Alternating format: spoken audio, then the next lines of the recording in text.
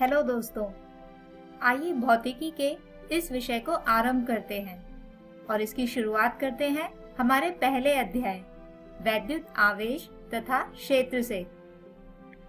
दोस्तों, आज हम इस अध्याय के प्रथम भाग को समझेंगे और जानेंगे वैद्युत आवेश को, जिसके बाद इसी पर आधारित कुछ प्रकार के पदार्थों के बारे में जानेंगे जो कहलाते हैं विद्युत चालक, अर्धचालक तथा विद्युत रोधी। तो चलिए शुरू करते हैं इन्हीं विषयों के साथ, जिसमें सबसे पहले है वैद्युत आवेश। दोस्तों, हमने हमारे आम जीवन में बहुत सी परिघटनाओं को घटित होते देखा है। जैसे सर्द मौसम में कभी कभी दरवाजे का हैंडल पकड़ने पर उसमें से अचानक एक बिजली का झटका जैसा लगता है। क्या आपके साथ भी ऐसा कभी हुआ है? इसके अतिरिक्त आप सभी ने बारिश के समय आसमान में चमकने वाली बिजली तो देखी ही होगी। और क्या कभी आपने अपने सूखे बालों से किसी गुब्बारे या कंघी को रगड़कर देखा है? क्या आपके बाल भी उस गुब्बारे या कंघी की तरफ आकर्षण के कारण खड़े हो जाते हैं? तो दोस्तों, क्या आपने कभी सोचा है कि इन सभी परिघटनाओं के पीछे क्या कारण हो सकता है? दोस्तों, इन सभी परिघटनाओं के होने का कारण है वैद्युत आवेश। अब आप सोच रहे होंगे कि आखिर यह वैद्युत आवेश क्या होता है और कैसे वह इन परिघटनाओं के होने का कारण है। तो चलिए इसे समझते हैं। दोस्तों, वैद्युत आवेश तथा इसकी प्रकृति को समझने के लिए एक प्रयोग करके देखिएगा। आपकी सुविधा के लिए मैं इसे यहाँ इस चित्र में दर्शा रही हूँ कि आखिर यह प्रयोग करना कैसे है। तो सबसे पहले आप किसी सेलो टेप की दो पट्टियों को काटकर उन्हें एक दूसरे पर चिपका दें। फिर दोनों पट्टियों को एक झटके के साथ एक दूसरे पर से छुड़ाकर और फिर से निकट लाएं। ऐसा करने पर दोनों पट्टियां एक दूसरे की ओर आकर्षित होती हैं। यानी इससे यह अंदाजा लगाया जा सकता है कि दोनों पट्टियों पर कुछ अलग अलग प्रकार का पदार्थ उपस्थित है। अब इसी प्रकार टेप की दोनों पट्टियों को टेबल से अलग अलग चिपकाकर दोनों को जोर से खींच टेबल से अलग करें। इसके बाद दोनों पट्टियों को फिर से पहले की तरह पास लाएं।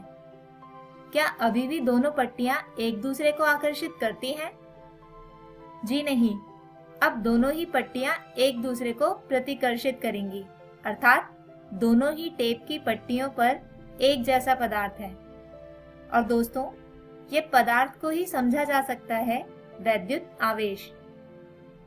और दोस्तों, इस प्रयोग की सहायता से हमें यह भी पता लग पाया कि वैद्युत आवेश दो प्रकार के होते हैं, किंतु कौन कौन से?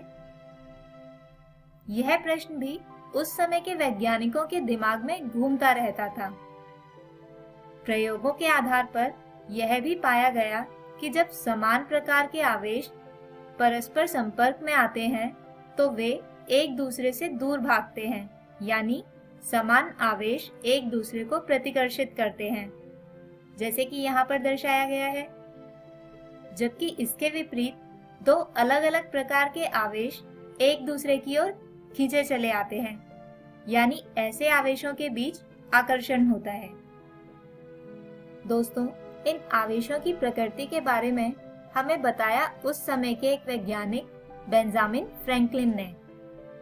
उन्होंने कहा कि आवेश या तो धनात्मक होते हैं, जिसे कुछ इस प्रकार दर्शाया जा सकता है, या फिर आवेश ऋणात्मक होते हैं, जिन्हें दर्शाया जाता है कुछ ऐसे। आवेशों की इसी प्रकृति तथा उपस्थिति की जांच करने के लिए एक उपकरण भी बनाया गया, जिसे नाम दिया गया स्वर्णपत्र विद्युतदर्शी। दोस्तों, इस प्रकार के उपकरण में जब किसी आवेशित वस्तु को विद्युतदर्शी के ऊपर स्थित गेंदनुमा संरचना के पास लाया जाता है तो विद्युतदर्शी के स्वर्णपत्र एक दूसरे को प्रतिकर्षित करना आरंभ कर देते हैं, जिससे हम यह अनुमान लगा सकते हैं कि पास लाई गई वस्तु पर आवेश उपस्थित था।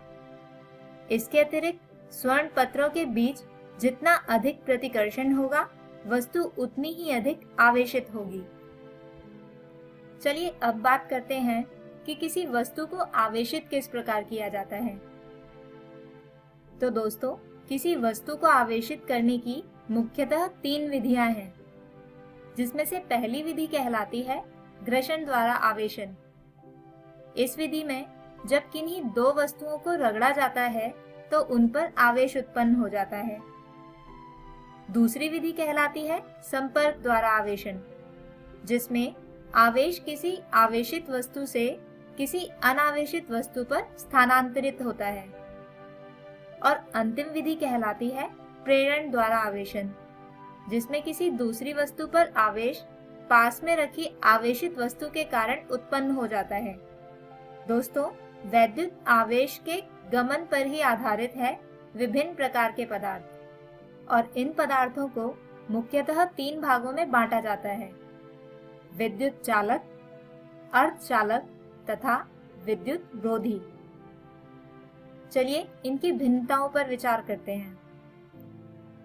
दोस्तों, विद्युत चालक वे पदार्थ होते हैं जो अपने अंदर विद्युत प्रवाहित होने देते हैं, जबकि विद्युत रोधी पदार्थ अपने अंदर विद्युत प्रवाहित नहीं करते। और इन दोनों के ही विपरीत अर्धचालक अपने अंदर विद्युत तो प्रवाहित करते हैं, किंतु ये आवेशों की गति में अवरोध उत्पन्न करते हैं। दोस्तों, विद्युत चालक पदार्थों का निम्न या न के बराबर प्रतिरोध होता है, जबकि विद्युत रोधी पदार्थ में उच्च प्रतिरोध होता है। और इसके अतिरिक्त अर्धचालक का प्रतिरोध चालक तथा विद्युत रोधी पदार्थ के मध्य होता है। चलिए इनके उदाहरणों पर विचार करते हैं। दोस्तों, विद्युत चालक का सबसे अच्छा उदाहरण है धातु, जिनमें विद्युत प्रवाहित हो जाती है, जबकि विद्युत रोधी पदार्थ का उदाहरण है प्लास्टिक। और अर्धचालक का एक उदाहरण है सिलिकॉन। तो आशा करते हैं कि आपको इन तीनों ही पदार्थों के मध्य अंतर समझ आए होंगे।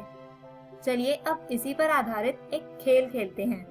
दोस्तों, यहाँ एक अलमारी में कुछ सामान रखा है और यहाँ आपके सामने 3 टोकरी रखी हैं, जिन पर विद्युत चालक, अर्धचालक तथा विद्युत रोधी लिखा है। अब खेल के नियम यह हैं कि मैं यहाँ से एक एक चीज को उठाऊंगी और आपको मुझे यह बताना है कि यह कौन सी वाली टोकरी में जाएगी। सही उत्तर के लिए आपको मिलेंगे पूरे 10 अंक और गलत के लिए 0। आपको ये खेल अपनी कॉपी में खेलना है।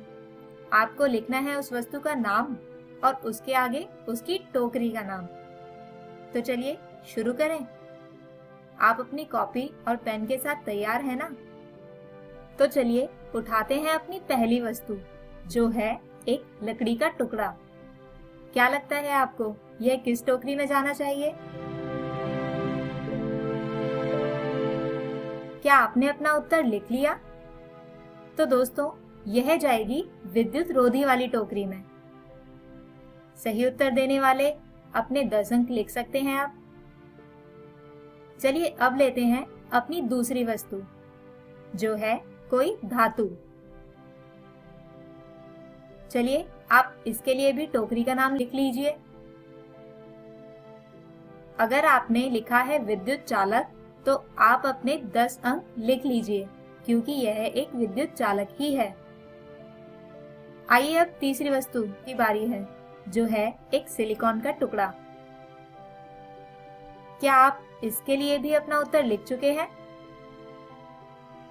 तो दोस्तों, यह है एक अर्धचालक, जिसके कारण यह जाएगा अर्धचालक वाली टोकरी में। अब बारी आती है अगली वस्तु की, जो है एक कांच का गिलास।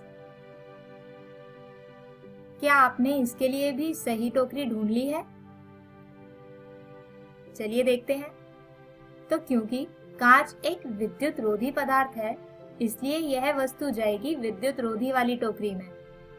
और अंत में एक बिल्ली। क्या आपने अपना उत्तर लिख लिया है? तो अगर आपने लिखा है कि इसे विद्युत चालक वाली टोकरी में जाना चाहिए, तो यह बिल्कुल ठीक है, क्योंकि जंतुओं का शरीर विद्युत चालक प्रकार का होता है और दोस्तों, यही कारण है कि जीव जंतुओं को बिजली के झटके अक्सर लग जाते हैं। तो आप में से कौन यह खेल जीता? दोस्तों, हमारे आज की इस वीडियो में हमने जाना कि सर्द मौसम में दरवाजे के हैंडल को छूने से अक्सर लगने वाला बिजली का झटका या सूखे बालों में गुब्बारे को रगड़ने के पश्चात बालों का सीधा खड़े हो जाना या बारिश के दिनों में दिखाई देने वाली बिजली या तड़ित के पीछे केवल एक ही कारण होता है, जिसे कहा जाता है विद्युत आवेश, जो 2 प्रकार के होते हैं तथा उनके बीच होने वाले परस्पर आकर्षण और प्रतिकर्षण के बारे में। और अंत में हमने जाना 3 भिन्न प्रकार के पदार्थों के विषय में। तो दोस्तों, हम आशा करते हैं कि आज का यह वीडियो आपको समझ आया होगा। दोस्तों, इसी पाठ के अगले वीडियो में हम जानेंगे इन्हीं विद्युत आवेशों के कुछ मूल गुणों को। तब तक आप घर जाकर आज के पढ़ाए गए विषयों को अपनी पुस्तक से दोहराने की कोशिश करें। धन्यवाद।